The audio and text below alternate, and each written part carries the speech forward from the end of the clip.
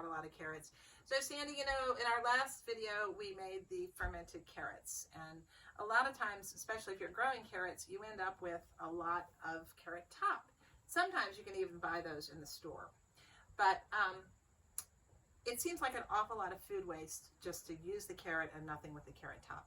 Now, if you go on the internet, you're going to see scary stories about how carrot tops have arsenic in them, which is true, they do.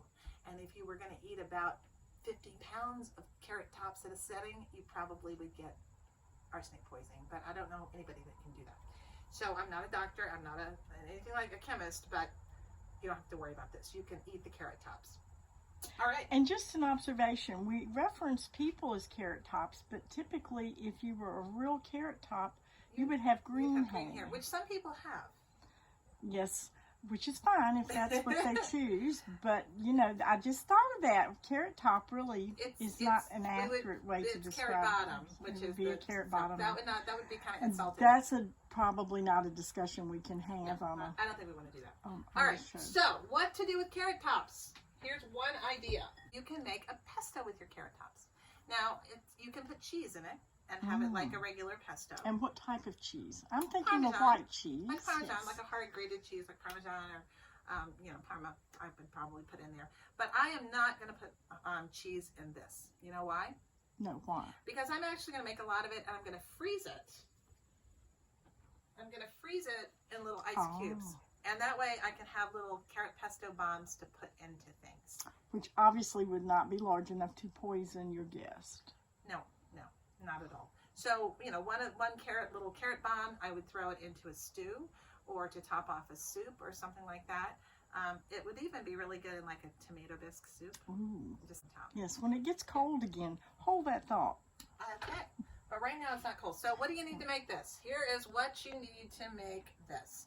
You need to take your carrot tops, and you will see that I have just pulled off the woody, more tough stems, and really it's just like the leaves. Just like if you were making pesto. I'd be stretching it if I said it really has a strong resemblance to parsley. It does, and it's in the same family as parsley. It's an umbral. You need to have some garlic cloves. You can leave them whole. You need to have some sort of nut. I'm going to use pine nuts. And for this recipe, we're going to use lemon juice, some pepper, some salt, and some olive oil. Okay, so what you're also going to need is your food processor or something to grind all of this up. So it's going to get a little noisy. Okay, this is an easy recipe. While she's doing this, I would just like everyone to see some of the bounty from her garden. This is today's haul. And that includes flowers and wonderful tomatoes. Well, some of those, but that's all right. They still have a grace about them there. And carrots in the background, but it's just these are the carrots a beautiful display. All right, so to do this, we are going to just simply take our garlic. It's a very garlicky recipe. We're going to take this about a half a cup of pine nuts and put them in there. And I am going to take about 4 cups of this carrot. Step 1. We're just going to grind all this down. It's going to be noisy. Ready? About halfway through, I'm going to just kind of give it a switch down. It's getting there. Yeah, there we go. Nice. Yeah. Oh, gosh, that smells good. I always say that. All right. This is not a precise recipe. You can kind of... All right, so, oh gosh, it smells good.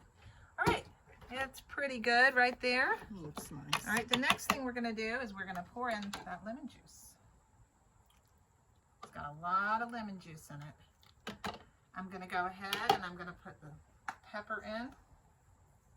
You going to ask me your question, Sandy? Yes, how much pepper, Becky? Not that much. That's a standing joke between Sandy and me. She always asks me, and I'm like, I don't measure. I put about that much in there. I always go a little easy on the salt because you can always add salt in later, which you can't take it away. When I freeze it, the salt intensifies the flavor. You know, when you put herbs in there, it intensifies when you freeze it. So that's another reason to not just load up on the salt right away. Okay, here goes. Okay. Next, I'm just gonna. Oof. I hear some of the girls' carrots over here. Wait a second, Mark. Just be quiet for a minute, okay? You can shut it off. The next thing we're going to do is just pour in some olive oil with the machine running.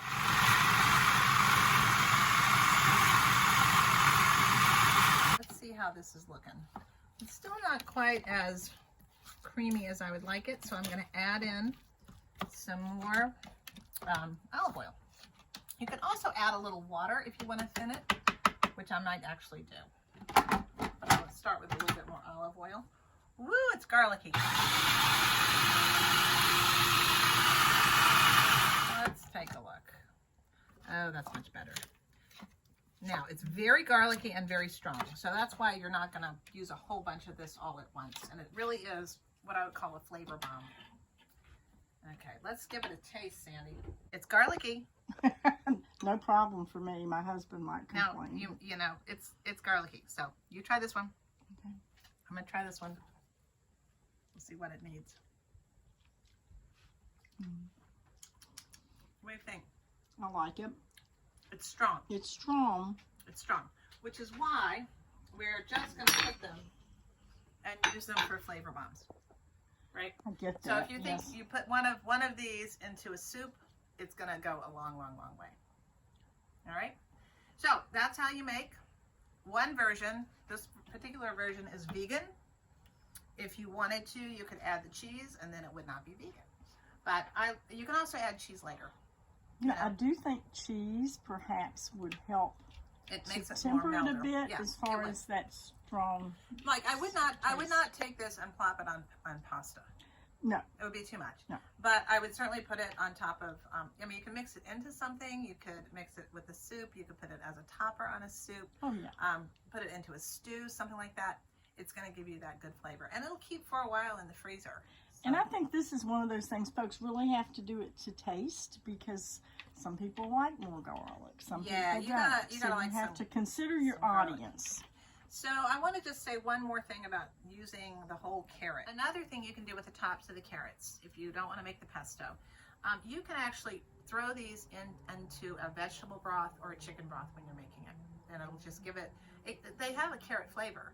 And so it'll help give that flavor to it. And if you're not making a broth right away, you can literally just take the whole thing. Actually, I would take probably this much of it, and you can freeze it.